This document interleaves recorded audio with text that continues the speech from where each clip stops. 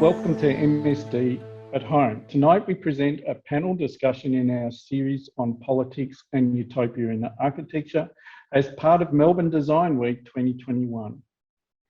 We acknowledge the traditional custodians of the ancient lands on which we all virtually gather for this panel, the Wurundjeri, Woiwurrung and Bunurong peoples of the Kulin Nation.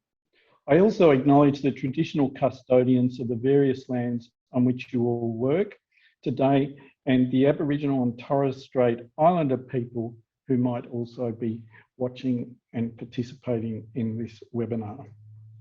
We acknowledge that the land, sea and sky were never ceded and pay our deepest respect to their elders, past, present and future. With our series, Politics and Utopia, we argue that architectural practice and thinking is and always has been fundamentally political. We suggest that architects, while dealing with the many contemporary crises that they face, hold the chance and responsibility to propose and work on a better future for all. Hence the utopia in the title. As part of our series of panels, we are hosting tonight the presentation and discussions under the topic, Knowing the Anthropocene. My name is Dr. Peter Raisbeck and I'm co-convening tonight's panel together with my colleague, Associate Professor Rochus Hinkel. Good evening, my name is Rochus Hinkel and I also like to welcome you all here in the panel and everyone's watching to tonight's discussion. We humans have made such an impact on our geology and ecosystems that a new geological epoch, the Anthropocene, has been declared. Unfortunately, while human conditions in terms of health and wealth have overall improved on a global scale, our planet has suffered through us to the extent that the whole species and ecosystems are failing.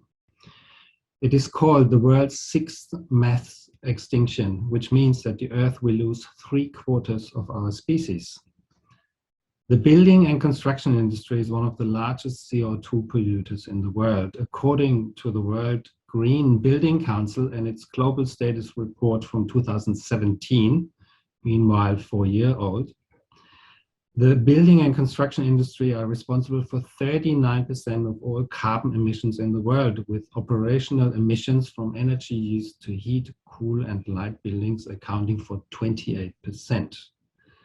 The remaining 11% comes from embodied carbon emissions or upfront carbon that is associated with materials and construction processes throughout the whole building life cycle.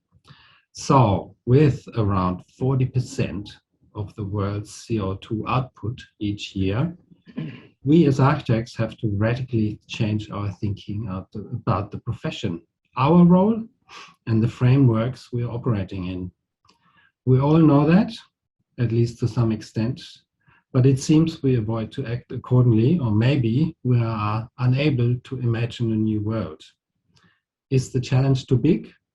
Is it impossible? Or do we simply ignore the facts and keep doing business as usual? Following on from that, we'd like to ask tonight,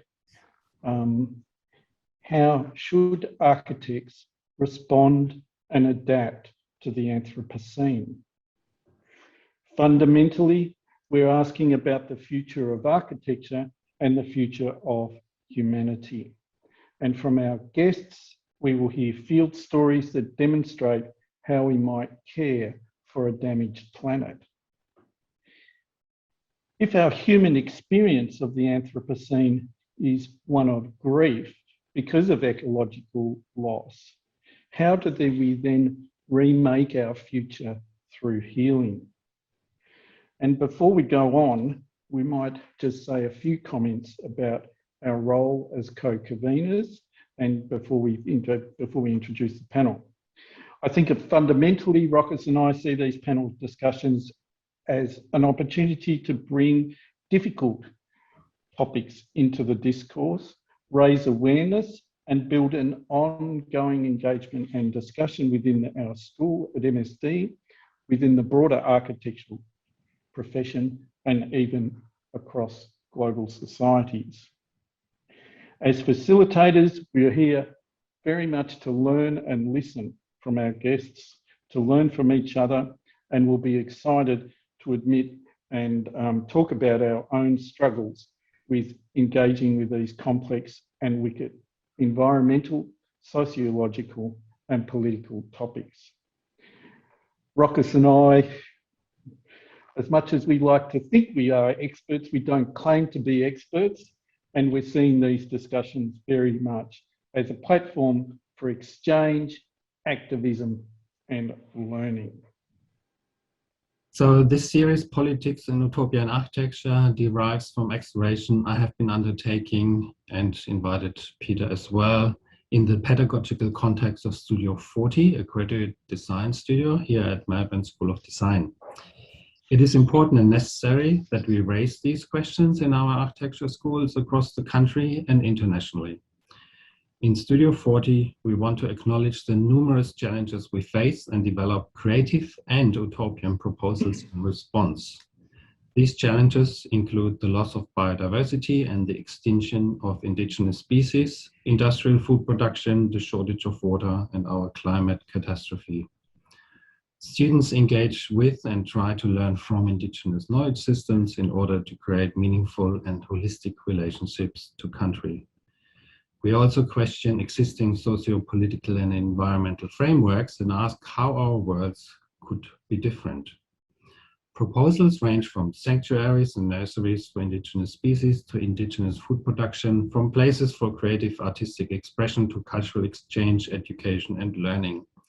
So the virtual space we are sitting here tonight at the panel discussion is part of a design proposal by Dylan Newell, a master student in Studio 40, and we're sitting in a nursery and sanctuary for indigenous species.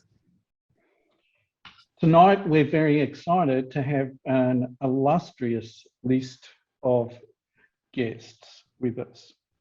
And firstly, from Santa Cruz, I'd like to welcome Anna Tsing. Anna is Professor for Anthropology at the University of California, Santa Cruz.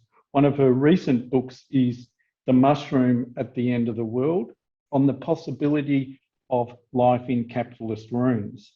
Between 2013 and 18, she was Niels Bohr Professor at Aarhus University, where she co-directed the Aarhus University Research on the Anthropocene unit with Nils Bubandt. Feral Atlas, her project emerged as an Aura project. It quickly spread to include many dedicated collaborators whose presence has been an amazing and undeserved gift. Thank you so much, Anna, for joining us tonight.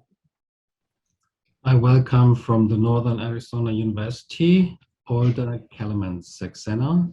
Alder is a trained environmental anthropologist and an assistant research professor. Her research has examined the relationships linking agricultural biodiversity to human food cultures in Mexico and Bolivia, drawing connections between locally specific ethnobotanical and biocultural practices and larger political economic contexts. Her recent research and writing explores the social and material implications of the extension of digital connectivity to geographically remote spaces. Welcome, Alder. Good to have you here with us tonight. And it also gives me great pleasure to welcome from the Melbourne School of Design, Hélène Frichot. Hélène is Professor of Architecture and Philosophy and Director of the Bachelor of Design at our faculty of Architecture, Building and Planning at the University of Melbourne in Australia. She is also a guest professor and the former Director of Critical Studies in Architecture at the School of Architecture, KTH, Stockholm in Sweden. Her recent publications include Dirty Theory, Troubling Architecture, and of course the one that I've got under my pillow, Creative Ecologies, Theorising the Practice of Architecture, which was published by Bloomsbury in 2018. And thank you so much for being a part of this panel, Hélène. And last but not least, I welcome Charity Edwards. She's lecturer at Monash University's Department of Architecture, where she focuses on interdisciplinary teaching across architecture, interior architecture, and urban planning and design. She's a member and co-founder of the Afterlives of Cities. That should be our next topic, Peter, Afterlives of Cities. Yes. Research collective, which brings together expertise in architecture, astrophysics, digital fabrication, speculative fiction, and art installation to recover futures in space. Charity's own research explores the destructive, uneven, and more than human impacts of urbanization at the scale of the planet. She foregrounds the long disregarded space of the ocean in these processes in particular, and is currently investigating how this manifests in the Southern Ocean via increasingly autonomous underwater technologies. Welcome, Charity. And tonight, the panelists will each give a short presentation about their experiences, practices, thoughts, and knowledge in regards to some of these issues regarding the Anthropocene. And we're hoping to have a very vivid exchange of ideas and discussions. And herewith, I'd like to hand over to Anna and Alder, who I should mention are both editors of Feral Atlas, and they are prepared and will share with us a video outlining their thinking and approach. Thank you so much. Thank you so much for inviting us today to present our new project, Feral Atlas, the More-Than-Human Anthropocene, and I hope the viewers will explore this project by themselves at feralatlas.org. This project is the result of a collaboration in which architects work together with social scientists, natural scientists, and artists to present a new view of the Anthropocene. We talk about the patchy Anthropocene. The place specificity seemed necessary to not only understand ecological processes, but also environmental justice issues. Besides place specificity, we imagine the patchy Anthropocene as involving patches of knowledge making that include indigenous spokespeople from the global South, and BIPOC scholars from metropolitan areas. To show you our project, we're going to show a little video that Beatrice Galilei and Satomi Blair made for us that is just an introduction to the project and hopefully an inducement for all of you to take a look later.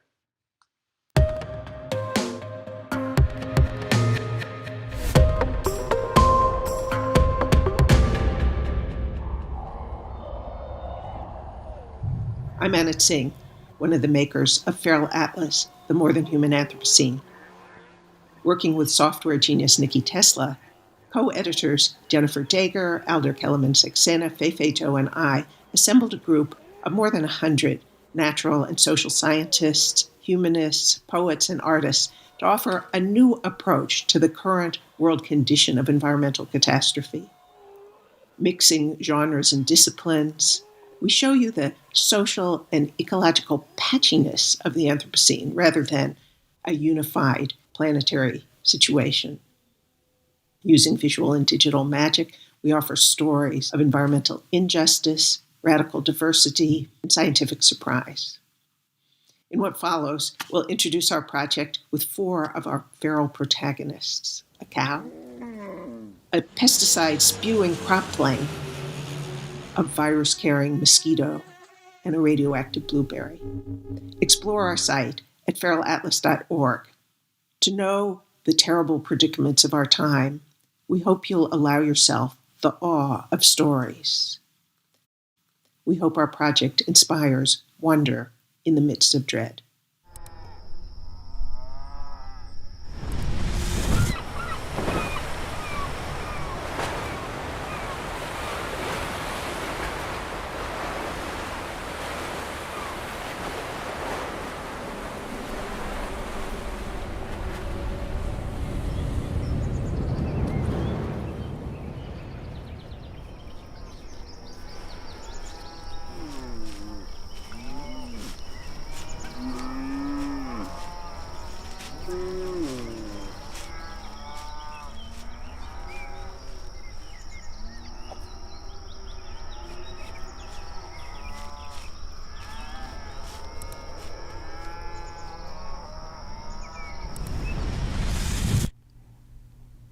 The introduction of pasture grass through European colonization has long-lasting consequences for Latin American landscapes.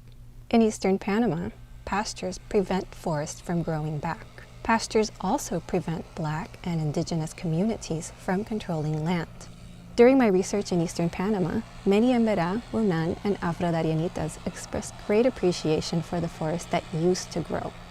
The colonists, on the other hand, who began to arrive in large numbers in the 1970s, preferred to cut the forest down. Many of them aspired to become ranchers, and many planted grass without having yet acquired cattle. Pastures enabled colonists to make legal claims on the land by showing that they had transformed forests into private property that could generate capital. And this supported the state's project to integrate eastern Panama to the national economy. But pasture grasses also spread without humans when their seeds are carried by the wind or by animals. And even though state planners had designated specific zones for cattle raising, the grass followed a different route, along the same highway that also brought colonists into the region. Along the highway, the secondary growth in fallow fields became vulnerable to grass invasion not only because of the field's ecological conditions, but also because of its legal classification as unproductive land. By preventing fallow fields from regrowing into forest, imported pasture grass enabled the dispossession of Black and indigenous communities and the transfer of land to colonists.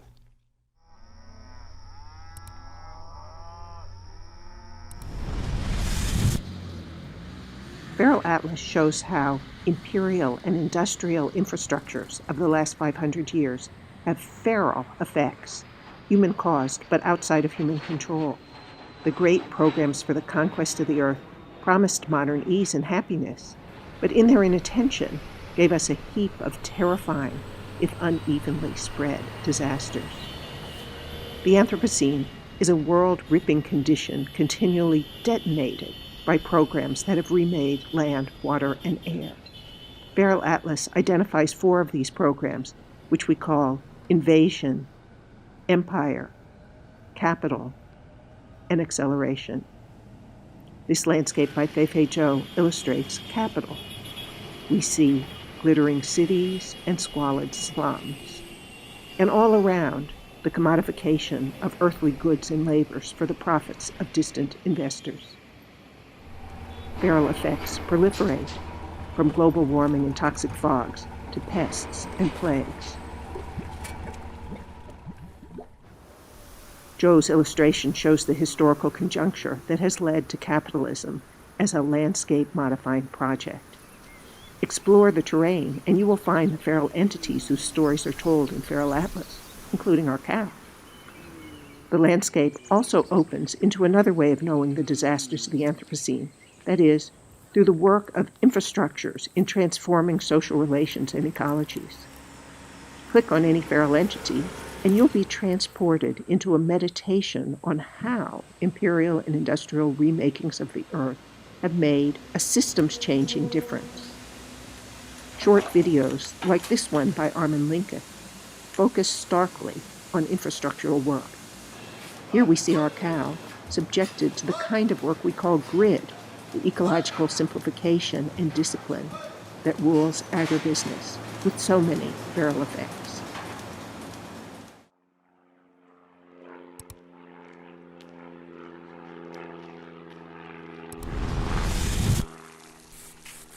Agricultural chemicals are quintessentially feral. They are virtually impossible to contain in space. They are constantly changing in interaction with living organisms, and they are notorious for defying the regulations meant to control them. My name is Elisa Paredes, and my entry in Feral Atlas was based on immersive field research on the banana plantations of Mindanao in the southern Philippines. Twice a week in this part of the world, bright yellow planes loaded with chemical fungicides fly over patchworks of banana fields and residential lands. The planes leave chemical trails that dissipate into the environment in the blink of an eye. When you're on the plantation, you can't see the drift exactly, but you do sense it. You sense it right inside of you, sitting between your nasal cavities and the front of your skull. Fungicidal drift is feral in the sense that it's both everywhere and nowhere at once, always lurking. This is the everyday reality of Mindanaoans who live near industrial farms. It's also a quality replicated on the Anthropocene detonator landscape, which helps visitors to the website experience virality for themselves. People have many presumptions about pesticides. Because they are non-living matter, just a composition of lifeless chemicals, we think they're unchanging. Because they're man-made, we assume they stay within our control. Because they are a product of modern innovation, we invest in the idea that the benefits to humanity outweigh the costs. And because there are regulations in place, we believe that there's nothing to worry about. These are the kinds of assumptions that the more-than-human Anthropocene demands that we challenge.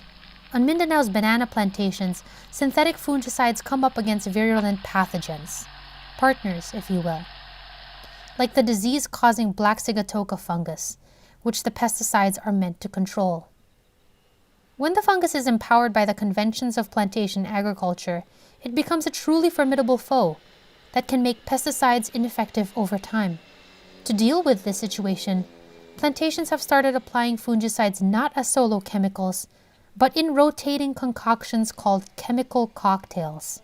These cocktails confuse the fungus from developing resistance to any one agrochemical. But they also confuse people and serve an important political purpose that way. Residents have no clear idea what is being sprayed when, and environmental activists cannot isolate the evidence that's necessary for making sound legal or scientific arguments in their defense. So the aerial spraying of fungicides continues.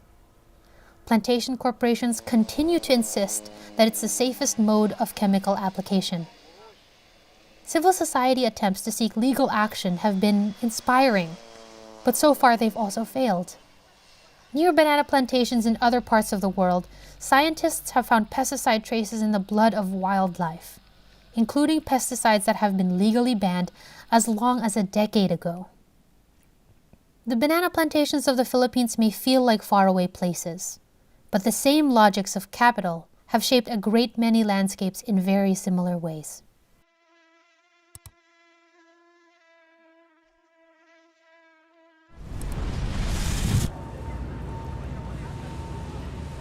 All the field reports in Feral Atlas are based on observation and research. While we play with the imagination, we do so grounded in empirical details about the world. The contributors take their research seriously. The project is a contribution to science and rigorous scholarship, as well as to the arts. Even Joe's 4 fantastical landscapes, like this one, which illustrates the Anthropocene detonating conjunctures that we call empire, are collages full of historical reference. Let's start on the high ground at the bottom of your screen. Here are the Laotian poppy fields that helped fund the U.S. Indochina War. And here, on the left, are the Burmese teak plantations essential to British colonial rule. There's George Orwell shooting an elephant. Different places, different periods, but taken together, they show us the kind of landscape modifications through which empire detonates the Anthropocene. Moving downhill, upwards on your screen, you see the Netherlands East Indies 19th century cultivation system, which spread poverty and violence by forcing Javanese peasants to grow sugarcane for the metropole on their own subsistence fields. Sugarcane in many places rushes us toward the Anthropocene. You'll find it on all our detonator landscapes. Move toward the coast, and our reference switched to the sugarcane-hungry land grabs of Mozambique, and then the palm oil of West Africa, as illustrated by Ghanaian British architect Larry Botchway. Smallholders grow this imperial commodity, but their autonomy is constrained by contracts, which force them to exploit themselves in all the worst legacies of the plantation. Move farther toward the coast, and step back into the Atlantic trade in kidnapped and enslaved human beings sent to the New World to grow that infamous sugar cane, among other things. Here is a ship on which bodies were bound and stacked as if they could be considered property. It looks like the Mosquito is headed there.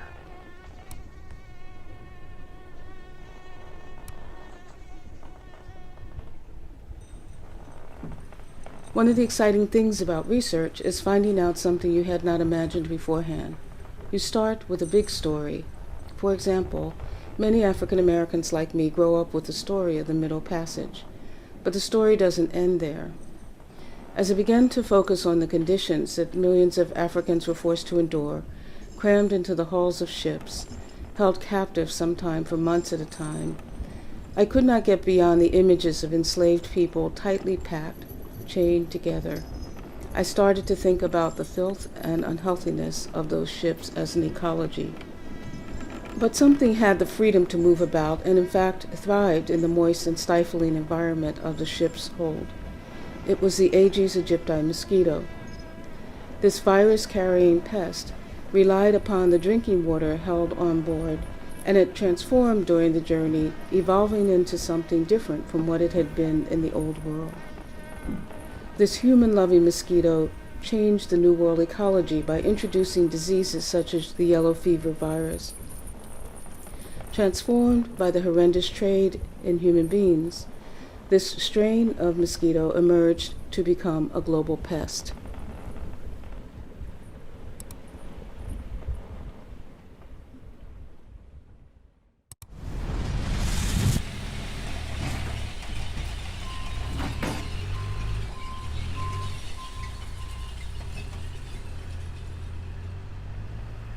Drawing is a critical tool to analyze the spatial effects of our built environment. My name is Feifei Zhou, another co-editor of Fair Atlas and the maker of these detonator landscape drawings.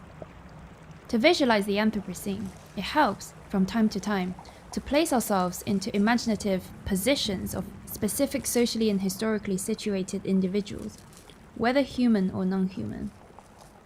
This drawing you're looking at, titled Acceleration, looks at the world from a marine animal's point of view, and from below. The cluster of plastic waste threatens your livelihood, intoxicate your bodies. Cross-scale representations provide a useful way to form critical analysis on how fair effects were formed and spread on various scales. To understand the global effects of antimicrobial resistance on human bodies, we need to understand something as domestic as industrial pork factories, and as microscopic as antibiotics. Scales help us to bridge connections between the seen and the unseen. Collaboration with BIPOC artists form an important part of the landscape drawings. The collage from contemporary artwork by Filipino duo Amy Lien and Enzo Camacho shows this mythological figure called Monalongo, which represents an intangible but unstoppable force that is guiding us in the world of acceleration. She's lingering on top of this industrial soy farm in the Philippines, but her legs are caught up in the plastic jungle. Just as with us, there's nowhere to hide. It's crucial for BIPOC artists to tell their own stories, especially those built on violence and exploitation.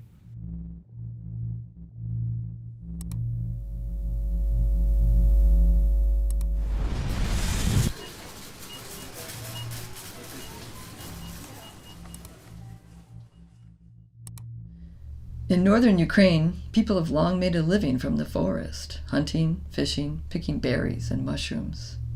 In 2014, berry picking in the Pripyat marshes leapt to an industrial scale. Researching a book on Chernobyl, I went picking too and followed the berry buyers to the warehouse. There, a radiation monitor waved a wand over the boxes. All the berries were radioactive. About half were over permissible levels, but the wholesalers bought them anyway. Turns out, they mix high-count berries with low-count ones to stay below the EU threshold. Berry bushes are brilliant at fixing radioactivity in their vascular networks. I found working through Soviet archives that before the Chernobyl plant was even built, the Pripyat marshes were already contaminated from nuclear testing in the 1960s. There you have it, Chernobyl in our breakfast bowls and Fukushima in our fish fries. The spread of radioactivity stands in for the many kinds of feral processes that add up to environmental catastrophe.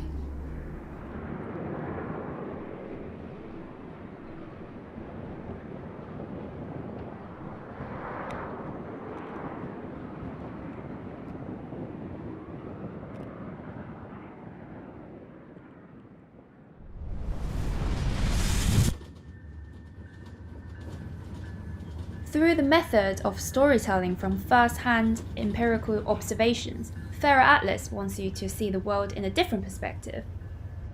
Observe around you. Fairer effects are everywhere. It's the aim of the Atlas to set out a new trajectory for studying the Anthropocene, with scientists and humanists working closely together to uncover the non-design effects of infrastructures. We hope that our radical transdisciplinary method can inspire more collaboration, not only between natural and social scientists, but also among artists, architects, and educators, thus offering multiple perspectives to study this intricate and sometimes terrible world of ours.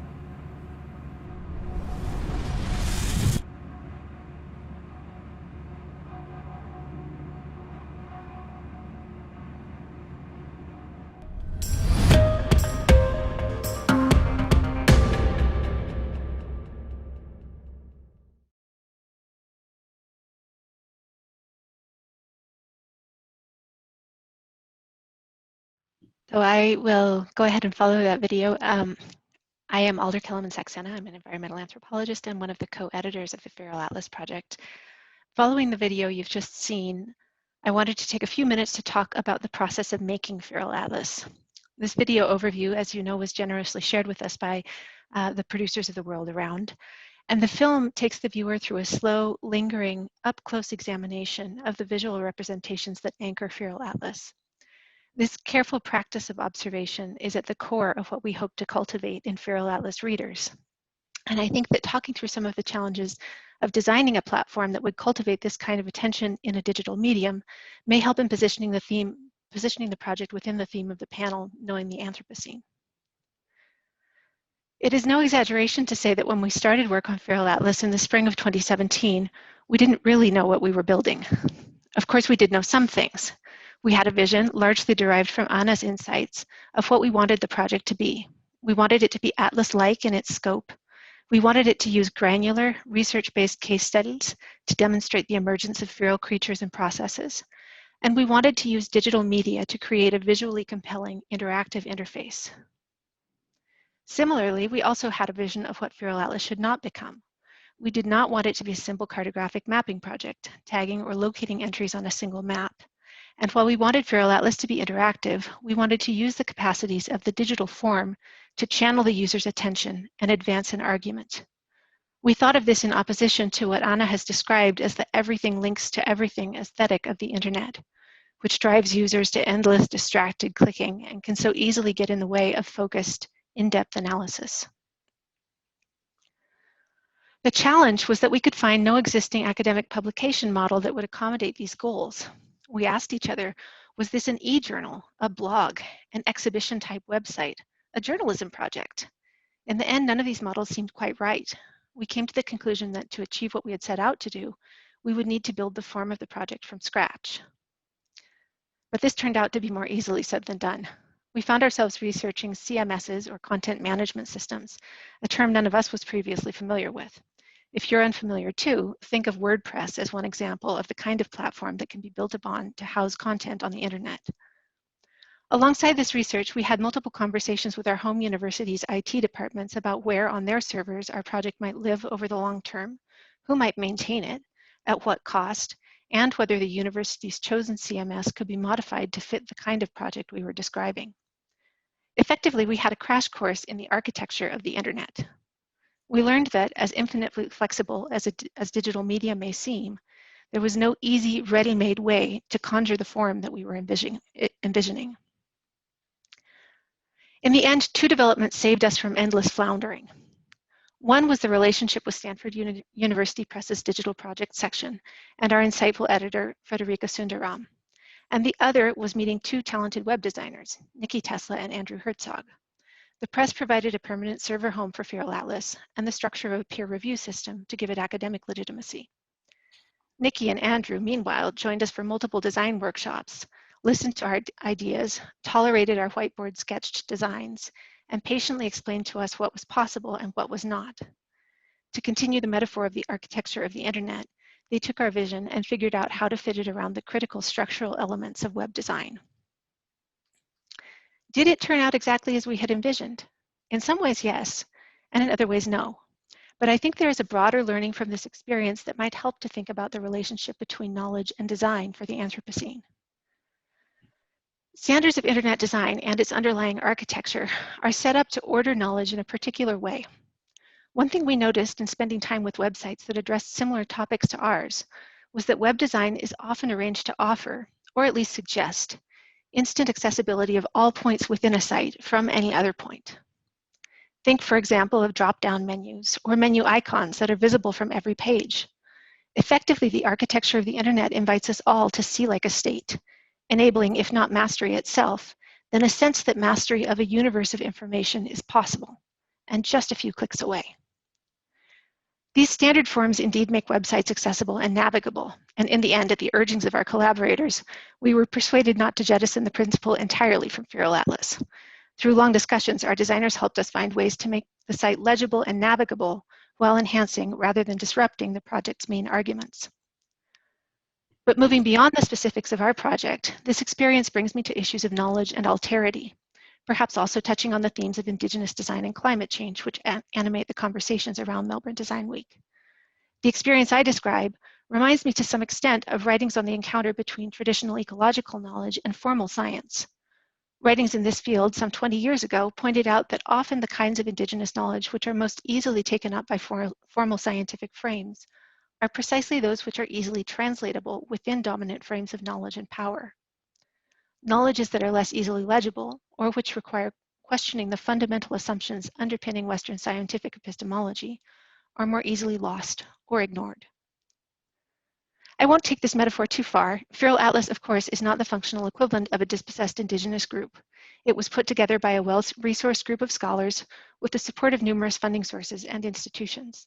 But I do think there is something here which is relevant to larger questions of how alterity, whether Indigenous knowledge, feminist theory, or the lived experiences of urban minorities, might enter into design conversations. Which expressions of alterity are legible enough so as to be easily incorporated into our built surroundings, and which are so different as to be easily missed or ignored? What kinds of foundational perspectives, like, for example, the driving assumption that human mastery of the earth is a desirable and achievable goal, might we need to question in order to design worlds otherwise?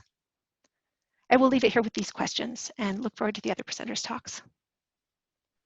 Thank you very much, Alder. Excellent. It's really fascinating listening to you and seeing this amazing format of storytelling and touching us on a different level than an academic paper format, but still having all these valuable arguments and knowledge in there. Can I invite Hélène Frichot from MSD for her presentation or comments, and then this will be followed by Charity, and then we start a conversation amongst the panelists and a discussion. Thank you. Thank you, Rochus. So many of us in Melbourne are sitting on the lands of the Wurundjeri peoples, and we've earlier paid our respects to their elders past, present and emerging. Right now, we're also, albeit virtually, sitting on the lands of the Dja Dja Wurrung in the vicinity of a town called Daylesford. In fact, we're sitting in a field, but inside an aviary designed by Dylan Newell for the protection of endangered Indigenous species. And Peter, you and I, we both have companion species, birds sitting on our name plaques. They are handsome regent honey eaters. And there are supposedly only about 250 left in this region. They've been disappearing as their woodlands have been encroached upon. How might we tell their story? This place, these diverse places on which we all presently sit, demand, as we've heard from the Feral Atlas, the telling of stories, the collecting of field notes, often also informed, well, importantly, informed by embodied experiences and our situated knowledges. And it seems that if we are able to listen carefully enough, if we pay attention, to use a slogan from Anna Tsing, there are many lessons to be learned also for design thinkers and doers, for architects. So one way of knowing the Anthropocene, the topic we are addressing today, is by developing knowledge practices that entail ethical storytelling. But care must be taken in this storytelling, and care furthermore, or what I would like to identify as a feminist ethics of care, including its important genealogy and attendant practices, turns out to be one of the themes that have been singled out by the organisers of this year's Melbourne Design Week. This year's Melbourne Design Week is dedicated to this notion or this provocation to design the world you want, with the sub-themes of care, community and climate. This, of course, begs the question, who are you? And isn't the problem exactly that we have been designing the world we human wants for way too long, for, you know, the world that we humans want for way too long now? But let's take practices of care and storytelling and place them side by side.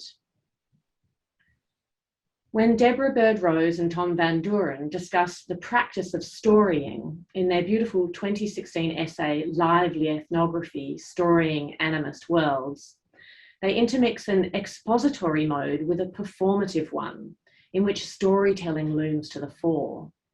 Their aim is to find stories that counter the violence and loss experienced in too many environments today. They're interested in ethos, understood as a style or way of life. They acknowledge how ways of life collectively produce an ethos, which is like an entanglement of habits and habitat, what I like to call environment worlds. Importantly, they explain the ethical delicacy required in the storytelling mode. And I want to quote them here.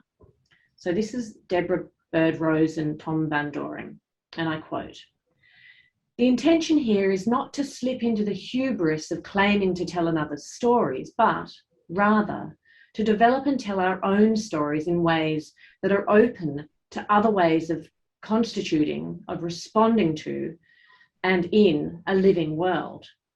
In this context, stories are powerful tools for connectivity thinking. Unlike many other modes of giving an account, a story can allow multiple meanings to travel alongside one another.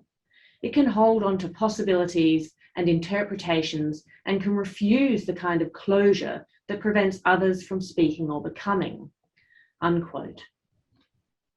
The late Deborah Bird-Rose's work also appears in Elaine Gunn, Anna Tsing, Heather Swanson and Nils Bubandt's Arts of Living on a Damaged Planet, which, with works like Anna Tsing's The Mushroom at the End of the World and the more recent, truly wondrous open online platform that we've heard about today, this great experiment that is the Feral Atlas, have proved a compelling inspiration to students of architecture and architectural researchers.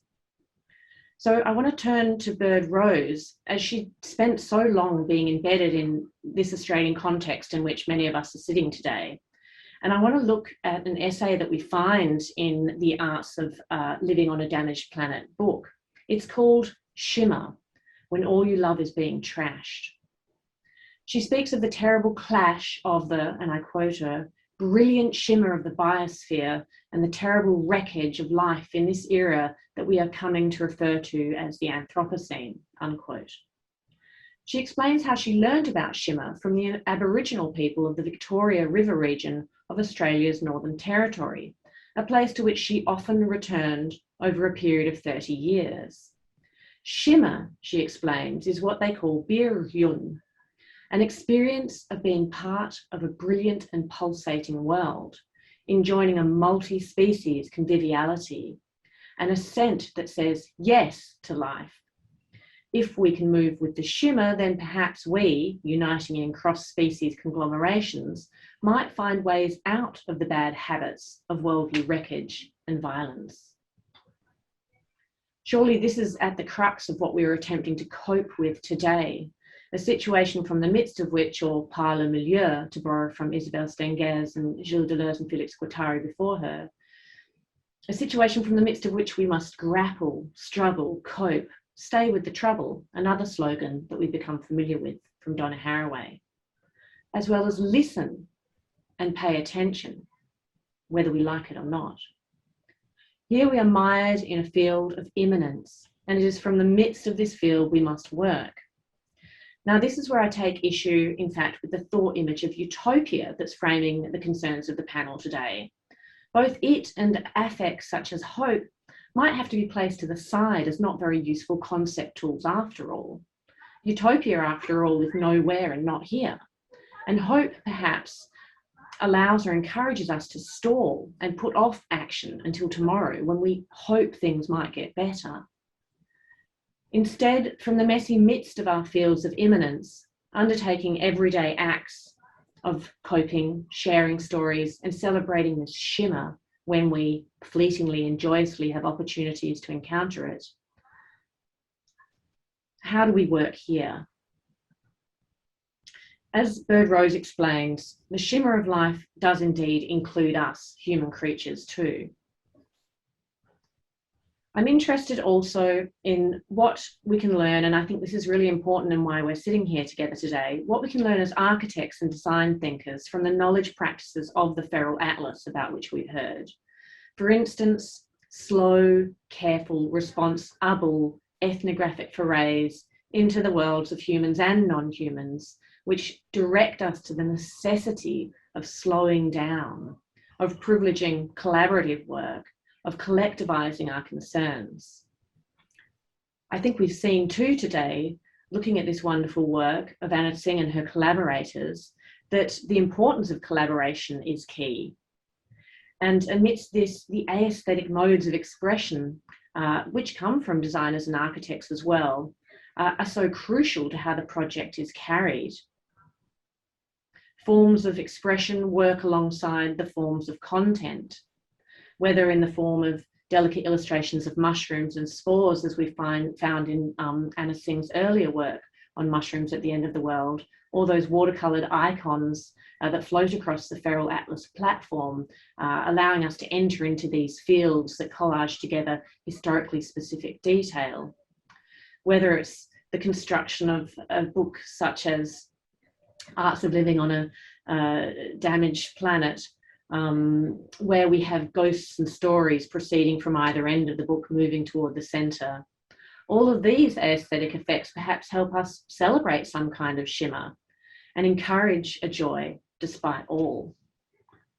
Okay, I think I'm going to leave that for today, Rochus and Peter, and pass it back to you. Thank you, Hélène. I just want to add, it's 200 to 400 regent honey eaters left in the world. So between here and Victoria, it's not just in this region. So they start changing their sing-song because they don't hear their own singing anymore with other birds. But Peter, to you. Hélène, thank you so much for that provocation on the provocation.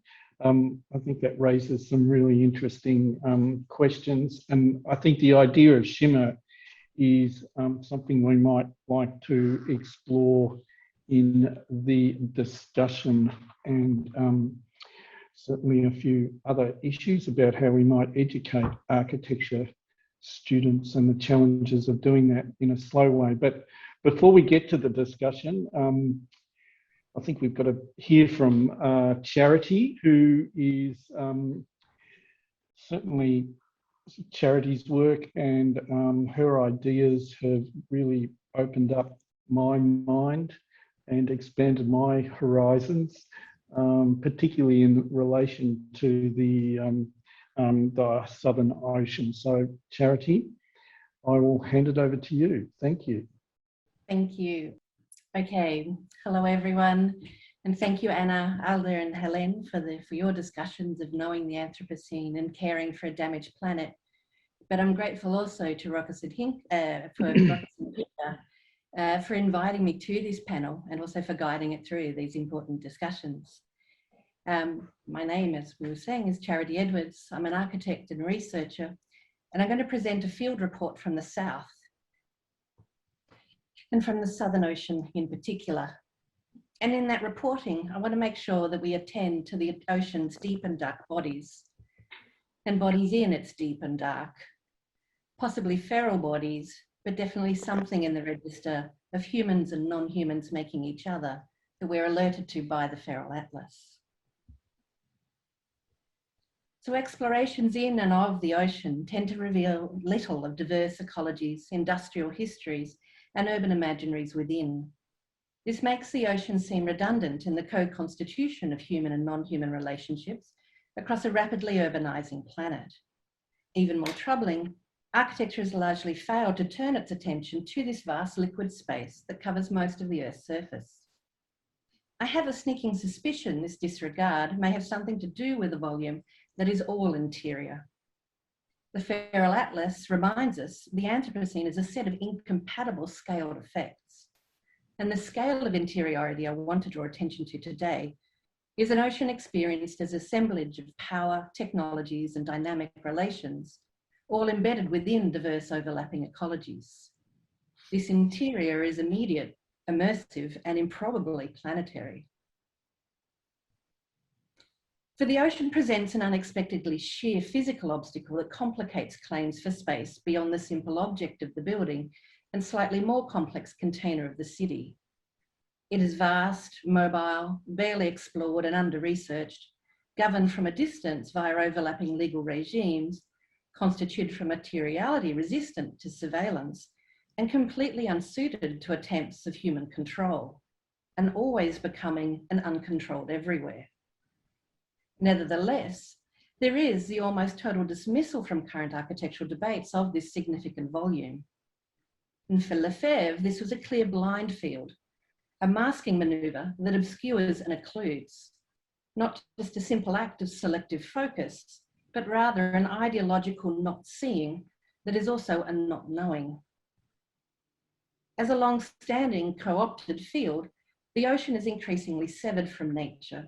Here, scientific and commercial infrastructures lay foundations for an urbanizing ocean, and pure wilderness representations falter as exploitation and global capital are acknowledged as long present in this space.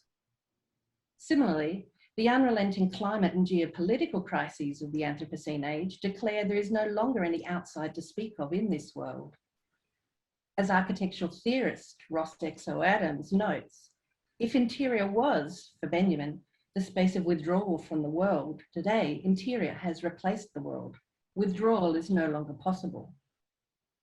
Actually experiencing the planetary interior of the ocean requires us to approach an uncertain volume, relinquish assumptions of authority, and recognize relations with other beings, matter, and planetary processes beyond our control. Everyday life is entangled throughout the ocean with non-humans in ways that challenge the anthropocentric primacy we assume on land. Thinking through the ocean means we can reconfigure our relations to the world and of the world itself. In Hélène's 2018 book, Creative Ecologies, Theorizing the Practice of Architecture, she describes architecture as a thing which both produces and is produced by many environments. In this context, architecture is a designed technological apparatus that facilitates human exceptionalism and usually forgets the other lives it mingles with. So this field report highlights uneven and more than human transformations at the scale of the planet, especially in spaces still awkwardly conceived of as outside the city, the growing urbanization of the Southern Ocean. Though widely perceived as a pristine wilderness at the end of the Earth, the Southern Ocean is an urbanizing space and has been for at least 150 years via seal and whale hunting fields, animal processing factories situated in the subantarctic islands, heroic performances of exploration and nation building, monolithic commercial and mining speculation, and fishing and telecommunications testing. The Southern Ocean is, however, always held at a distance and experienced by most through tightly controlled and highly curated reportage and aspirational images. This wet volume reveals planetary scale interdependencies operating in long chains of historical transformation. And so unlikely that anthropologist Stefan Helmreich crucially claims what is required is more thinking from Southern Oceans. While whaling is now limited in this space, the exploitation of beings continues, even if they're not immediately visible to us as bodies implicated in urbanization. We could consider the co-opting of microbodies, genetic and biochemical resources, such as antifreeze proteins, krill oil, and other biological products that are increasingly prized by both private companies and public research organizations as commercial imperatives flow from scientific studies performed in the space of the Southern Ocean. Radical new technological bodies expanding into the ocean through scientific research and resource exploration, such as autonomous underwater vehicles and floating drone swarms, also present a new aspect for consideration. The growth of remote infrastructures for the non-living is a surprisingly new manifestation of urbanisation. While non-living typically refers to non-sentient objects or mineral resources, less attention has been paid to autonomous underwater vehicles as agents with intelligence, gathering data, mapping features, and communicating to shipboard, land-based or orbiting satellites. Even these rebranded good drones, including submersible robots like here used in marine science, were initially developed as a specific type of defence industry infrastructure in remote environments. The cyber infrastructure deemed critical to conduct science year-round in areas inaccessible to all except spaceborne monitoring systems. These deep and dark bodies exist at the intersection of surveillance and speculation. And the prospect of collectivized intelligences operating for thinly veiled commercial benefit within the ocean and beyond generates complex legal, ecological, moral, and spatial questions. Operationalizing the Southern Ocean for profit shifts our understanding of this space. No longer a remote wilderness, instead a vast urbanizing field embedded with technology and significantly unseen. Automated underwater vehicles constitute a radical new actor within this space, inorganic, lively, and suggestive of new forms of agency. They're also the producers of unique visual representations via integration with remote sensing, satellite surveillance, and locational technologies operating at a planetary scale. Paying close attention to the knowledges that these robots themselves co-create, often in the service for a growing drive for a smart ocean, allows for what sensory ethnographer Sarah Pink argues is the possibility of other voices to come into this murky representation. And this is where I see a distinct contribution can be made by urbanists, architects, interior designers, and other spatial practitioners. The future of inhabitation will surely rely on our capacity to descend to humans from the earth and articulate ways of living within its fragile conditions. As such, we should discard our landed bias, reconceive conventional spatial boundaries, and register entanglements beyond land-sea binaries that radically challenge assumptions regarding the delineation of inside and outside. Our obligation, perhaps, is to recognize and reconnect spaces in ways that provide insight and agency to more than human beings through experiences that span this planet. Fantastic. Now, Rochus, do you want to kick off with a question for the panel, or do you want? I've got a burning question. Yes. You've got a burning question. Yes. Okay. So no, I mean, thank you, Charity, for that presentation. The discussion is of course concerning everyone and humanity at large, but we also have to focus on what can we as a discipline, as educators, as researchers in architecture and spatial practices, as you said it, Charity, learn and enhance change. But my question is, we work with so many specialists and advisors and project managers. Do we have to change our practice, that we have to work more closely and maybe always with anthropologists, ethnographers, and ecologists? Because we had, like on our last panel on Monday, we had Barbara Klotchevsky, an anthropologist from Paris. Now we've got anthropologists and ethnographers on our panels. We work in the school, meanwhile, in some subjects closely with ecologists. I think maybe we need to tap into that knowledge and be really well informed. What are your thoughts on that, Hélène and Charity? This is close to my heart. I actually started studying anthropology before I did architecture, and then followed my architecture study and practice for a while by studying environment in another degree. So the question that you ask is, do we need to learn this, or do we need to do this? And I mean, I think the only answer is, of course, yes. But that's not hard, right? You know, many professions work amongst different disciplines and collaborate with others. And I think perhaps it's the least we can do to actually stretch beyond what we think our kind of fairly rigidly defined profession is, and work and share and care with others. I mean, this seems like a kind of cliched answer, but yes. Definitely. I totally agree with you, Charity. And I think it's interesting to think about how architects and spatial practitioners, as well as ethnographers, anthropologists, they all have vested interests in the field, and that we're sort of charting, whether in preparation or for purposes of understanding, and also in environment. So we very much share matters of concern, I would say, maybe with different emphases though. I was in preparing for this panel too, it's worth noting, I think it's quite interesting to see in terms of what architects do. One of the most famous prizes for architects is the Pritzker Prize. And this year, the French architects Lacatin and Vassal have won this prize. And now they're an architecture studio who are famous for finding answers to problems that might mean that, sometimes the answer is to do nothing. So they're very famous for sort of taking up an architectural problem and not proposing a building by way of response, but undertaking this careful, slow art of mapping a context, understanding its relations in terms of the social context and the material distributions, and saying, well, we don't really need to add anything more here. It's all working fine. And I think these reorientations we learn through our transdisciplinary, collaborations.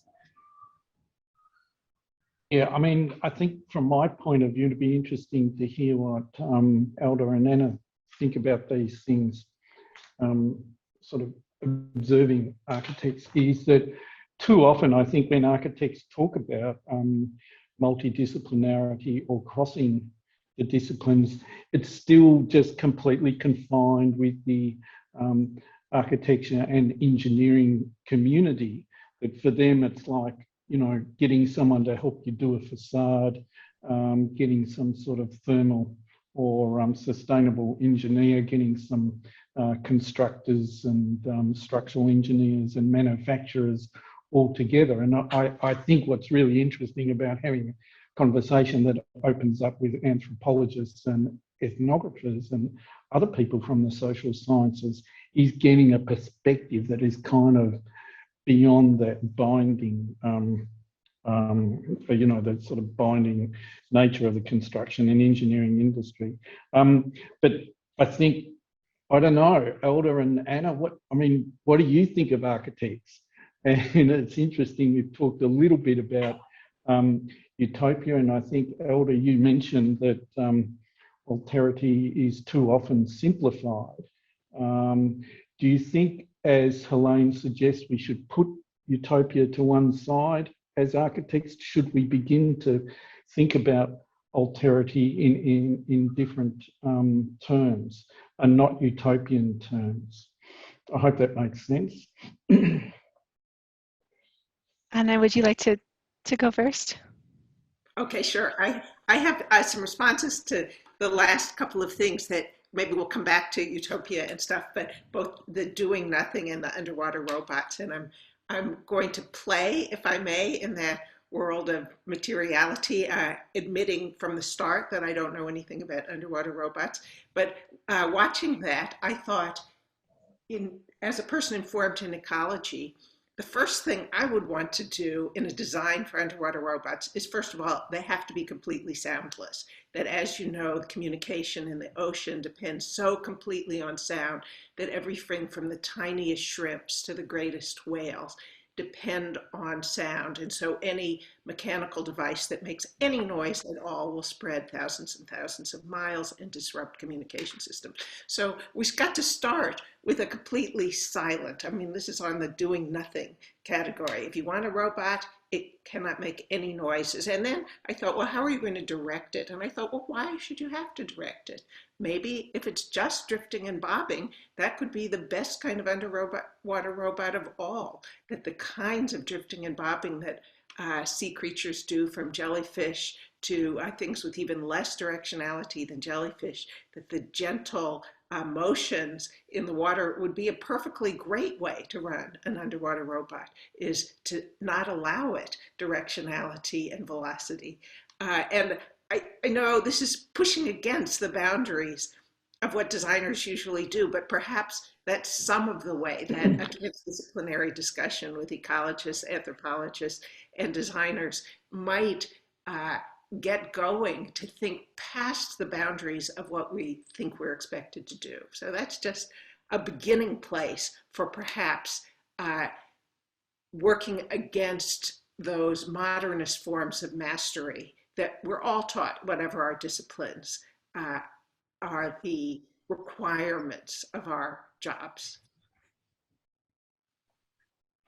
Yeah, I think architects are unfortunately steeped in the idea of mastery.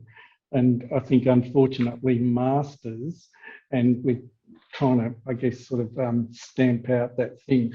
I think what interests me was the way that you used collage in Feral Atlas and the representation of things. I mean, I was particularly struck by the plan of the slave ship with the people partitioned within it, and also that other image of the sort of bow of the ship with the sort of feet. And I thought the range of different illustration techniques, the range of graphics and the sort of collage effects was really effective. Do you want to talk a little bit more about that? Was that intentional, or was it something that came about through the process? It's absolutely intentional, and it was, as Alder has already spoken about, a way of stretching the concept of the map, that we imagine that maps should be ruled by a single GIS system. But from the first, we rejected that as a model that introduces so many mistakes, and that perhaps working across scales and with very different kinds of representations might in fact sometimes give us a closer read of ecological and social processes than the singular expectation of a GIS grid. So indeed, many of the kinds of what we call maps in Feral Atlas are hardly recognizable in an ordinary sense as maps, but perhaps clues of the ways we might need to open up representation to see the kinds of feral processes that are so central to the Anthropocene. Yeah, and Alder, do you want to say a bit more about that? Let me think about the question of collaging. I'll jump on a bit of a soapbox, and it'll bring me back to the first question about collaborations. So I have no other option than to admit that I am the least visually inclined member of the Feral Atlas team. My training is mostly in text and to some extent in music, but that was something I did as an extracurricular activity long ago. And one of the things that I think has been for me really eye-opening about the project is just that process of sitting and looking, considering visuals to be analytical texts in the same way that I might consider, a 50-page paper to be an analytical text. It was something that I hadn't ever been sort of encouraged or trained to do, and that was also, part of my own set of choices. But I think coming back to this question about collaborations and maybe also collage and a little bit about alterity, one of the things that these kinds of collaborations I think have the potential to do is push everybody on all sides to question the frame that they've come in with, often quite uncomfortably. Now, the best questions are usually not the ones that you can just sort of solve at the end of the day and go home and feel easily happy about. And I do think that looking from within those frames where you bring different forms of knowledge making into juxtaposition with each other in a conversation, in a process of design among many people, it does something to sort of break down any kind of uniform idea of utopia. Because my utopia will not be the utopia of the person sitting next to me, nor will it be the utopia of the person across the table. And I think there is something about that granular interaction that allows us to think about academic alterities in ways that can then fold out into other forms of alterity that we might be interested in. Yep, got it. I think that's really interesting. And we might move to you, Charity. What do you think of this notion of, I suppose, these issues of mapping, how we might map particular landscapes? You know, architects and urban designers are obsessed with diagramming, and I think the kinds of practices that we see in the Feral Atlas are completely different to that. And do you want to reflect on your work in relation to the Southern Ocean, how you think it has been mapped previously through various technologies, and how you think it could be mapped if we were going to pursue alternatives and try and create some kind of alterity or consciousness that gives us, or something that gives us a different consciousness about such a vast landscape? Yes, I mean, that's a good question. Thank you, Peter. That's a difficult question, of course. Hope it wasn't too long. No, but I think to begin with is I mean, we have to acknowledge that all maps are fictions, right? And so that can play into, I guess, a kind of commitment to storytelling as a way of thinking through futures, of thinking through differences, of thinking through other ways that the world might be. But it's to understand as well that those fictions have often been used to control and delineate and order space for such a long time, to the detriment of so many. And certainly the Southern Ocean plays into that. The Southern Ocean is not recognised by everyone. Its limits are kind of a bit wavy. The United States doesn't recognise that the Southern Ocean exists, so it calls things like the Southern Atlantic, the Southern Pacific. The Southern Ocean is, though, the only ocean in the world which completely traverses the globe without hitting dry land. And so it's generating the most incredible kind of current, which also helps mediate global temperature rise and is seen as some kind of saviour in a way for the predicament that we find ourselves in. And for a long time was seen as a kind of natural barrier against things like microplastics and what have you, entering the wilderness of the Antarctic region. But we now know that that's a fiction in and of itself, and those microplastics are found everywhere. And there is nothing left untouched, even if our maps suggest that this place is uninhabited and unpopulated. I mean, the Southern Ocean also, I mean, it's a very recent ocean, which seems like an odd thing to say. It was only kind of noted in the year 2000 as well. So for me, that's recent, you know, perhaps not for some people watching. And it brings to mind, I guess, some of the ways in which, how can an ocean be recent? How can we suddenly discover an ocean on this planet? And there are, of course, many stories and certainly some evidence in the subantarctic islands of Pacific Islander voyages down that way. And so the narratives that we attach to Cook and other kind of heroic explorers of this space are another layer of fiction being made into maps around this area. I mean, I guess my concern with things like the Southern Ocean is that they tend to get presented to us simply through maps and other images that work as maps, aspirational, curated images, for the most of us who never get a chance to visit, to explore or inhabit it. And in a way that starts to excise out from the planet one part of it, so that we have this kind of hope, this feeling that there is something left wild on the planet, and therefore the crisis is not as catastrophic perhaps as we should recognise it is. So while I continue to make my students quite depressed and frustrated by making them focus on mapping and certainly radical forms of cartography in lieu of diagrams and plan drawings, I can also know that I have very mixed feelings about maps. And perhaps I should continue to have those, right, as we continue on. I think we always need to be interrogating our own representations and our ways of making worlds, and certainly those that we have inherited from others. Can I Hélène, maybe take yes, it back? jump Yeah, in, exactly. go I for it. want to take it back to Helene's comment on referring to Lakatoma's-san on doing less as architects or doing nothing, and as unlearning or maybe questioning, like, how can we unlearn the modernist forms of mastery? And as director of the Bachelor of Design, how do we bring that into education? So, I mean, we're talking about our, we all agree on this.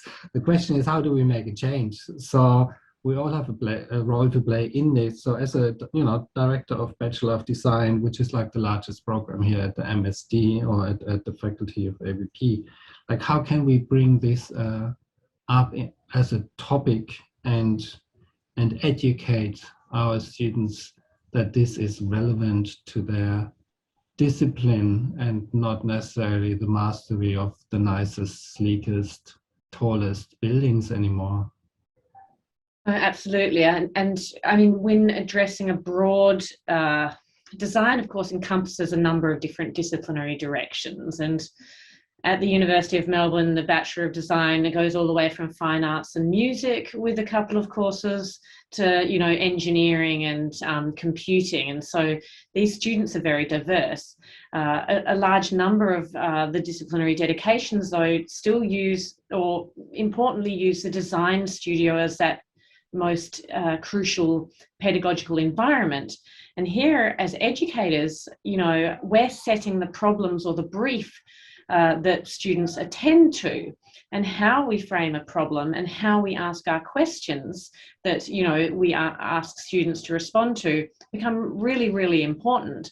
And this too, again, is I think where we learn from other disciplines, because if we're asking the wrong kind of questions, we're going to be requiring that students follow the wrong kinds of tracks toward perhaps more destructive practices than more ameliorative practices in relation to their local environment worlds. So I think there's a great power inside the brief that we set in the design studio and the kinds of problems that we think students should address. And I think it's very powerful that we've spoken a lot about modes of representation, because they are crucial, and it's interesting to think of those both in terms of artistic representation, but also importantly political representation. And I'm thinking a bit of how Latour articulates this actually, because there's also how we represent what we think is at stake to our colleagues. And so representation, of course, there are a number of really powerful tools here. And what I think Feral Atlas gives us, when we reflect on it from the point of view of design, is an understanding that our modes of representation don't have to be directed at the ambition of a final built form. Representation is inherently a mode of discovery and exploration, and even self-discovery. And so I think for our students, rather than setting them up with the conceit that what they're doing is preparing themselves for a built form, to rather shift the emphasis of what they're doing through all of their, whether it's collage or drawing or describing landscape section cuts, that these are modes of discovery, and dangerous modes of discovery too, because we're rendering something visible. And when we're rendering the world visible, we're making it available for exploitation. So this is also going back to what Charity was saying about the dangers in mapping. And if I can just go a little bit further, because this has really been on my mind. We sat with an Indigenous elder on the weekend, Nawit Carolyn Briggs, who's an important elder in our context in Melbourne. And there was a discussion around scar trees. So there are these very important, significant trees that parts of the tree are cut out to create a canoe or a shield or a little shelter for a baby. And there's a lot of craft in this, because the tree stays alive after you've made the cut. And, we're all aware in Melbourne, or most of us, that there are a number of very significant scar trees. And also there's been some controversies around a birthing tree recently, and they're spotted across this sort of, urbanized field that we're all living in. Sometimes they're more obvious than at other times. And I'd begun to wonder to myself, what would it mean to draw a map of all those significant trees. Well, the problem with drawing the map is that you make them open for potential sort of vandalism as a downside. So you both want to kind of be able to educate students to the presence of this Indigenous past and its real important presence, but also wary of the violence that might attract in rendering visible through mapping. Anyway, they're just some reflections. Yeah. But can I invite you? Yeah. I mean, I want to actually, Peter and myself, maybe stepping back a little bit and having you guys also starting a conversation amongst each other. So maybe you might want to phrase the question for Charity, Alder, or Anna. Absolutely. Yeah. We can all have a conversation together. No, and I did want to say, I mean, Anna and Alder, it has been really phenomenal to see the influence of the work that's been happening across a number of these projects as it's infiltrated design. We have our thesis projects, coming through at master's level this semester, and it was noted that there were many references to various of the works of Anna Tsing, and I think this is so valuable because it helps us shift our ethos and so forth. And now that's not really a question except to just say how excited we are to have you sitting on this panel, and how many of my students I know are going to be extremely excited to watch the YouTube launch. But maybe if we can go back to collaboration, because it seems to me right across all of the projects that Anna's been involved in, that collaboration really is key. And, I think this is really important for us. And I wondered whether either Alder or Anna could speak a bit more to even the difficulties of collaboration, because we can't assume that it's always easy either. But can we talk more about collaboration? Well, let me say, just to get it started off, that I am completely jazzed at this point in my life about collaboration with architects and designers in particular, because working with Fei-Fei Zhou and Lily Carr, who were the two main architects in the Feral Atlas project, really just blew my mind, changed my idea of what was possible, and that the kinds of spatial analysis that they made possible by the kinds of techniques that they had learned by being trained as architects really made a big difference to me, and I hadn't been exposed to that before. So it was just a completely transformative experience for me. So one thing about that in terms of Feral Atlas is, if architects and designers would get interested in what we call the non-designed effects of infrastructures, including buildings and other things, I think it would be a fantastic direction for students and professionals to begin to help us think that part of what the Atlas documents is how blindness to those non-design effects has gotten us in huge amounts of trouble, has caused so many problems. So if we were to start to think systematically, we need the community of architects and designers to really help us think about all of those effects that were not built in to the initial mastery design, but came along anyway. So that doesn't answer your question about the difficulties of collaboration yet, of which there are many things to say, but I am just wildly enthusiastic about further collaborations.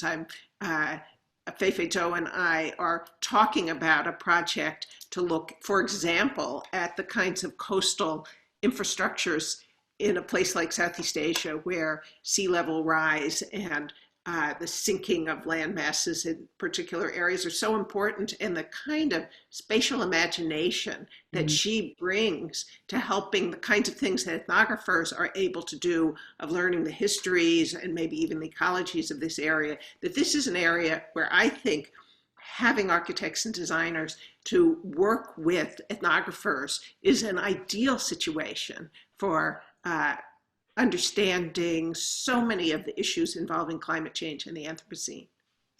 What's really hopeful about this too, I think, Anna, is that we can pick up architecture as a discipline and realign some of its ambitions, understand it has an incredible skill set, and that can be applied to other kinds of problems. I think that makes me very hopeful for our discipline.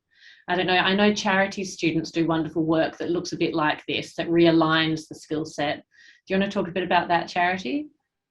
mean, yes, I'm always super grateful for those incredible students who are willing to kind of set aside what they've been taught before and think about what might happen if they let loose with their drawing and image making in other ways. But I think it's so funny to hear you say that, Anna, because I think for many architects, it's the involvement with other disciplines that have, and the methods coming from other disciplines that have enabled us to expand how we consider space, how we represent space, and how we analyse space in a really quite critical and expansive way. So for me, what you speak about there is completely the inverse from my experience. It's like, it's been so fantastic to kind of study and work with ecologists and people working with wetlands and geologists and astrophysicists that understand the different ways that they are both seeing and knowing other ways of thinking about the world, and being able to, in a way that is usually like a very bad part of being an architect, of having hobbyist concerns and rapidly appropriating other people's methods.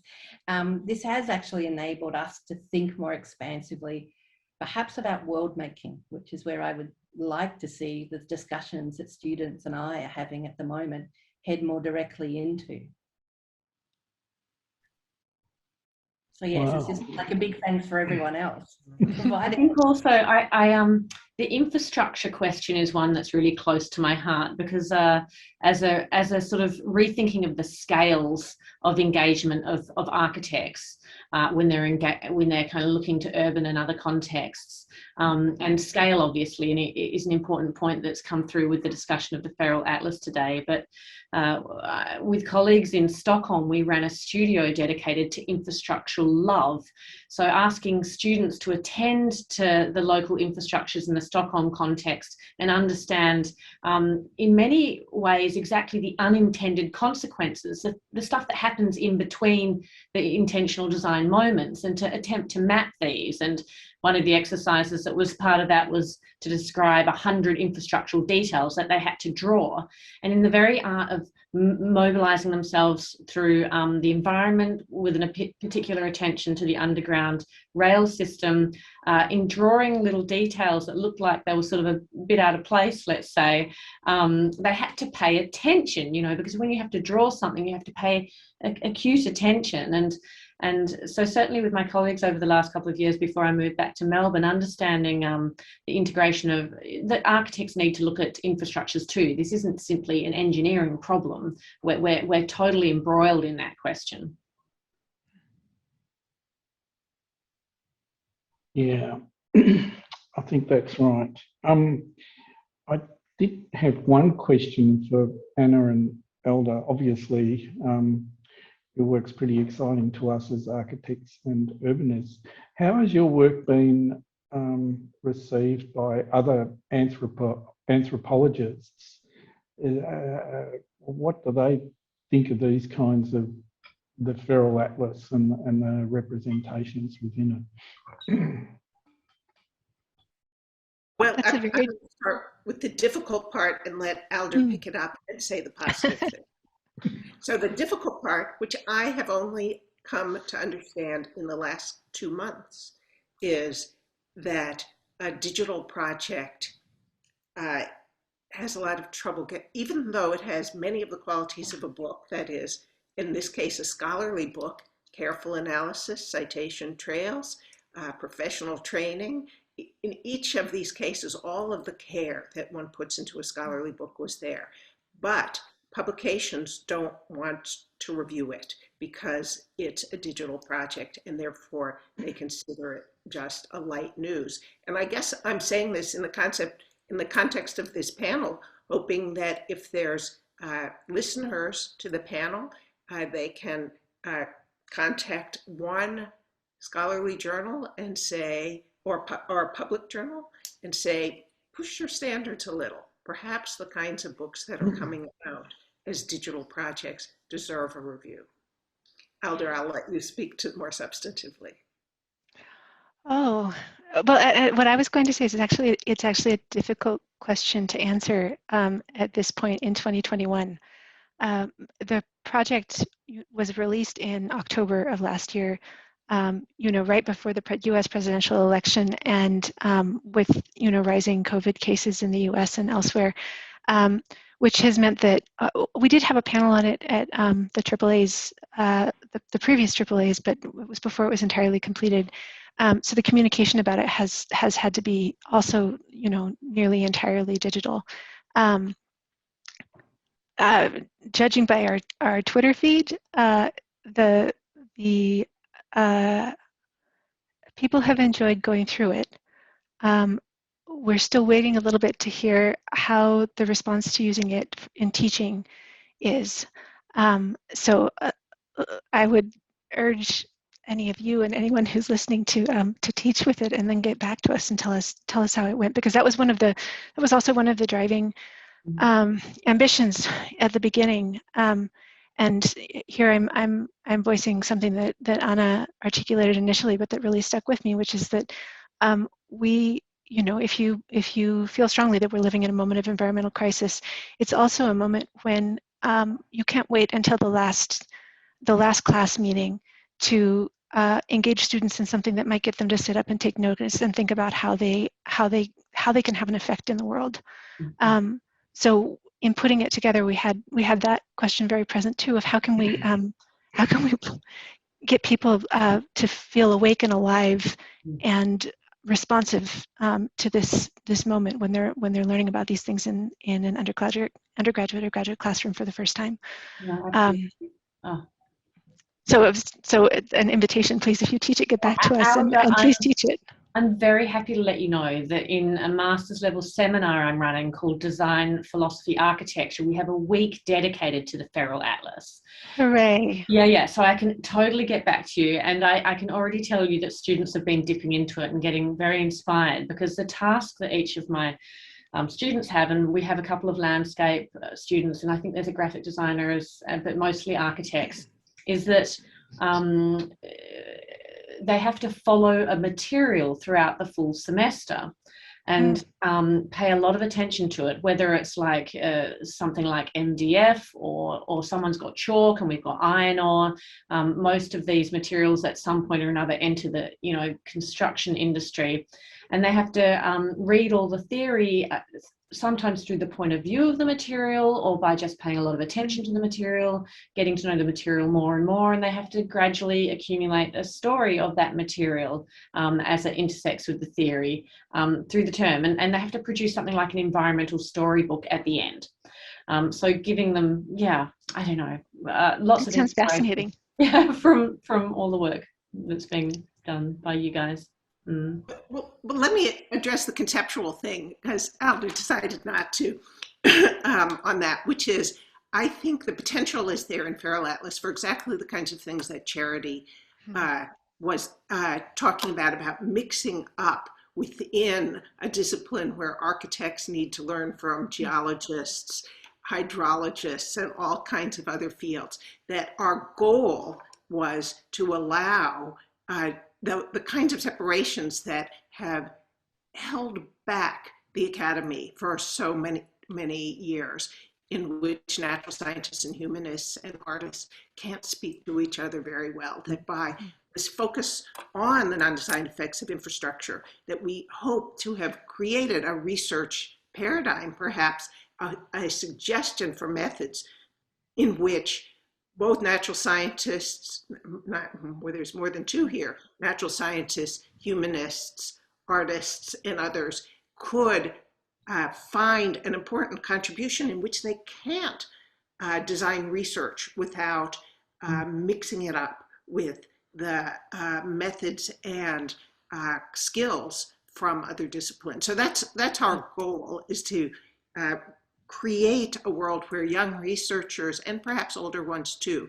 might refocus the kinds of research problems that they think are addressable through this way of understanding where disciplinary boundaries are getting in our way and where there might be new openings.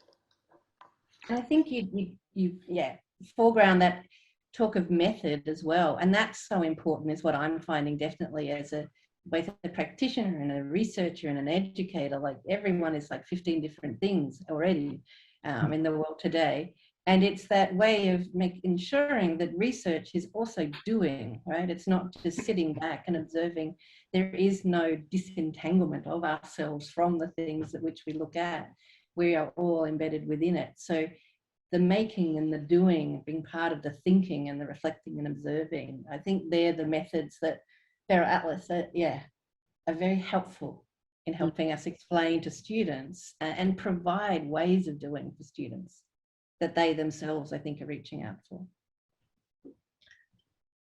I know we must be running out of time a little bit, but I would really love to go back to this question of alterity that Alder has raised as well.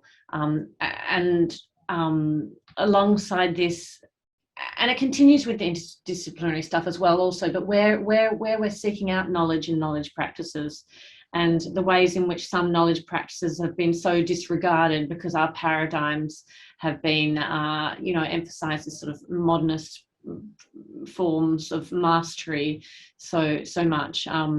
But Alder, I'd love to hear a little bit more about this question of alterity with respect to knowledge practices and how we can learn to listen to other kinds of knowledge practice. Oh, that's a very good question. An anthropologist would probably say something, I mean, as I am, would say something about participant observation. That would be the stock answer. No, the stepping back and sitting quietly and trying to be unobtrusive and just paying attention to what's going on around you. And I think that I keep coming back to that in a little bit of writing that I've been doing about some of these questions as a really critical starting point. It's one that, maybe it feels a little bit too simple and trite, but I think walking through the world and taking the time to look at it seems to me to be really quite important. But I think part of what I have been thinking about a little bit lately, and maybe it also relates to this question of how spaces for digital communication are designed, is also how you let people express themselves on their own terms, how to form a space where people are actively able to create their own terms of knowledge or of relationship with if it's a physical or a spiritual relationship with place, rather than heavily prefiguring that.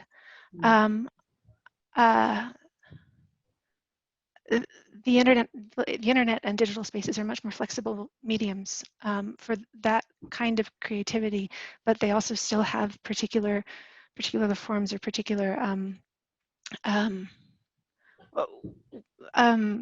standards of interaction that can constrain as much as they open.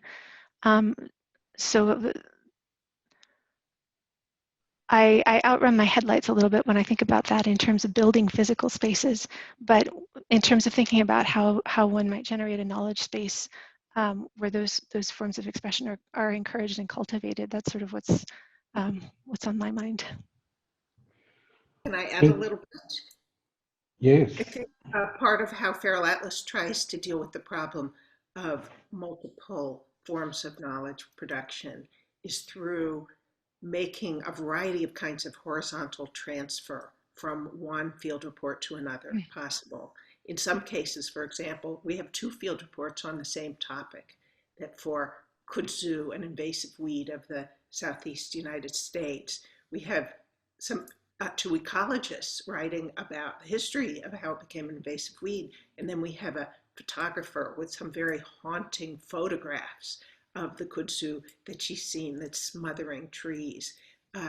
And so in that way, by asking users to work back and forth across different knowledge forms, we have 2 entries on salmon lice and other salmon pests, one by First Nations Indigenous leader of Canada, and another by an anthropologist who's been working with fisheries.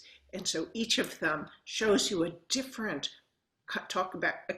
way of doing empirical work. So each of them is grounded in a kind of empiricism, but different kinds of empiricism. So we're hoping that users, by making a journey from one to another, we'll be able to see how these come together to sediment, not just as particular universes on their own, but as overlapping and influencing each other to create a kind of planetary phenomenon that's not homogeneous, but that is constitutively heterogeneous in its knowledge practices. And maybe that gets back to what Hélène was saying about putting utopia to one side, because I think certainly in architecture, utopia is driven by an idea about modernity and solutions, and creating, I think in some ways, quite simplistic solutions at times that tends to overlook or foreclose different ways of knowing. And I think, Hélène, sorry, because I think that's a very Anglo-Saxon interpretation of utopia. So in the bicultural context, it also has a positive drive. And I mean, what's the alternative? It's dystopia. And I'm trying to get students excited about alternatives rather than getting them frustrated about what they're in. I mean, they have to understand their context and that we really have to act. But I think this utopian idea, which we have in the title, which I drive in the studio design context, I think is really to imagine a better world. And then what would that be? And the step there is yeah, well, you give either up or you start rethinking and changing and taking that positive outlook as a, a spin and as a source for your energy to actually fight all these fights you have to fight on the way to get there. So, but that's a comment. Might be really a cultural difference in interpretation, but I think I took the chance to bring it in. Perhaps there are also more things than just utopia. Perhaps there are more things than just either utopia or dystopia. Perhaps that's another binary we might want to dismantle. I think, I mean, I was going to go on and say that those notions of Deborah Bird-Rose notions of shimmer and the notion of drifting and bobbing, if we are to bring in the notion, if we put it to one side and forget about it, the way that it's been simplistically pursued by, let's call them parametricists, I didn't say that, but if we were going to come back to it, maybe creating utopias or creating those sorts of hope for the future is about close observation. It is about this notion of shimmering, and that has certain connotations for me, and also drifting and bobbing, rather than it always being an instrumental or productive kind of moment or impulse, which, I don't know, Hélène, what you would think about that, if you want to talk a bit more about shimmer, because I think that's a great idea. Yeah, and of course this is something, Deborah Bird-Rose is a really astonishing, the late Deborah Bird-Rose, a very astonishing writer, and I thought it would be wonderful to cite her work, both because it intersects with Anna Tsing's projects, and because Deborah Bird-Rose is speaking to our context in Australia, and also demonstrating that I'm really taken by the fact that especially in ethnography, I know that spending a long time in a place is really important.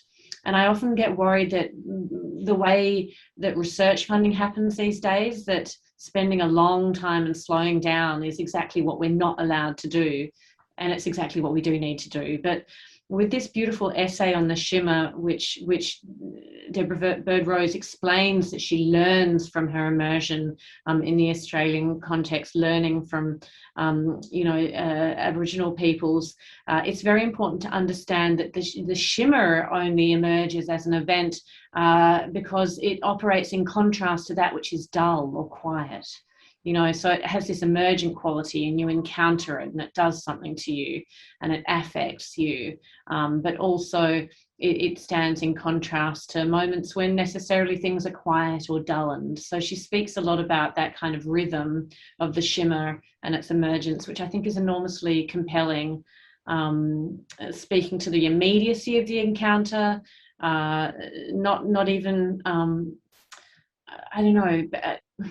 being open to that and listening to it, paying attention to it, all of these sorts of modes of ethical comportment that I think are really important. And I mean, I take what Rochus is saying about different cultural connotations around the concept, the very heavy concept of utopia, but for me it is absolutely directed toward a future and demands that we forget about where we are right now, here and now.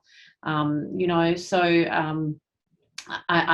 for my own practice want to put it to the side and work instead with notions such as immanence, and here is where I draw on a long scholarship in the work of Deleuze and Guattari, who I've been working with, and then also feminist theorists who take up on various of their thinkings as well, where there's a focus absolutely on immanence, how we cope with the here and now, how we get by par le milieu, acknowledging the direct environmental relations we're in the midst of, how we work with that empirical material and pay our due respect to it.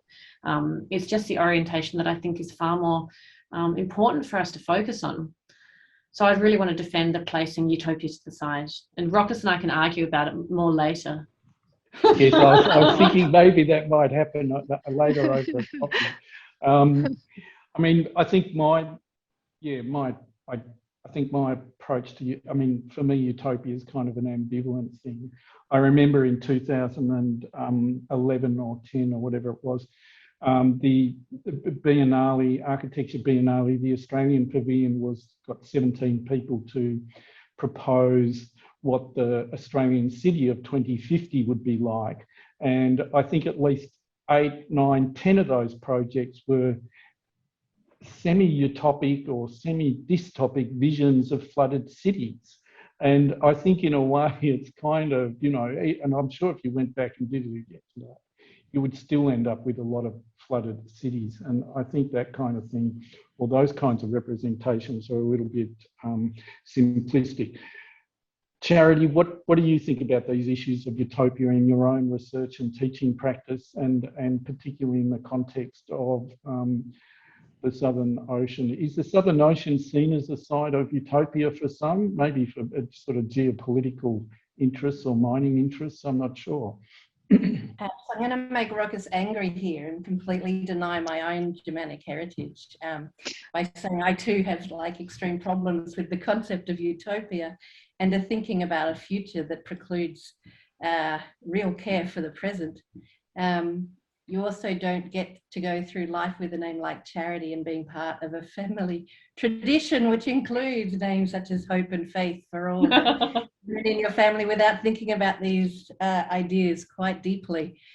And I too have no time for hope. And I think that for me is the driving thing. I do teach a history theory unit for urban planning and design where we look at sustainability and we look at the Brundtland report and we think about what was intended by sustainability back in the 1980s. And perhaps if we had done something then, we might have this place for hope now, but we are, you know, close to 40, 50 years beyond that, and things have gone tremendously awry.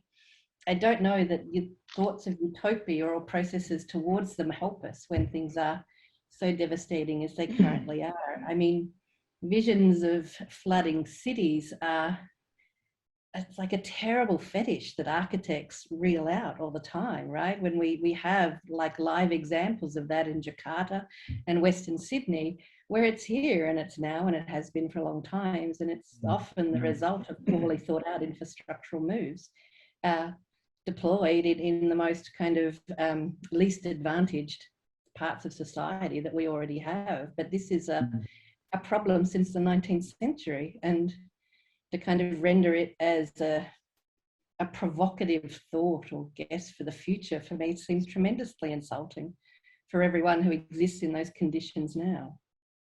And I think that anything about the Southern Ocean, I'm sorry, Peter. No, that's all right. I think Anna Tsing's idea of like doing a workshop or a studio based on coastal regions in Southeast Asia is, you know, pretty compelling one. I think the other thing I would say in response, I think and I mean, I sort of agree. I mean, I've got to agree with both Hélène and Rochus, because I'll agree with those because they're both my colleagues. But in a way, utopia has a kind of, I mean, we have a timing problem now, whereas I think in the past, in, you know, sort of with a sort of modernity mindset and utopia, we didn't have a timing problem. we didn't have a problem that we're being told that we need to do these things by 2030, 2040 or 2050, or we're going to face, even more existential threat. So I wonder if that timing problem then changes or should change the way that we think about utopia. But maybe we can, I don't know what Anna and Alder think. I mean, these are the sorts of things that architects argue about all the time. Particularly Utopia is only 5 years away. Like that's utopia, one master. Right. One educational cycle, bachelor and master, is 5 years. You get that thought into students' head, and that's how far it is away. 5 years. They go into industry, and that's how they're going to change the world, hopefully, because otherwise we're really in trouble. We are already. I totally agree. Deborah Bird-Rose has another beautiful concept, which she calls multi-species knots of time, in which she tries to draw attention to all of these kinds of temporalities around us that we don't pay attention to because we're thinking only of the kind of time of progress, and that these coordinations of, pollination, of all of the kinds of things that keep us alive is a readjustment to temporality, it seems to me, that would really help us think about what we're doing in the present.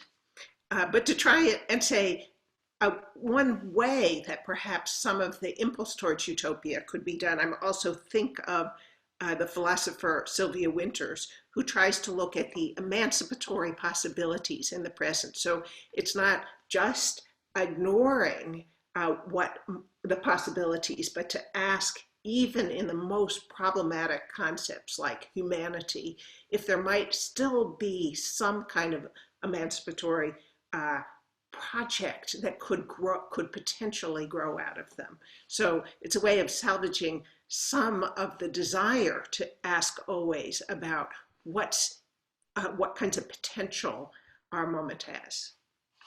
I think that makes a very nice connection to actually the panel we just had the first panel in the series on Indigenous knowledge system, where it was also, we had the discussion about temporality and slowing down and connecting with our environment, and what Alder said, stepping back and listening, and not just coming in with a plan, but actually trying to understand what actually is happening.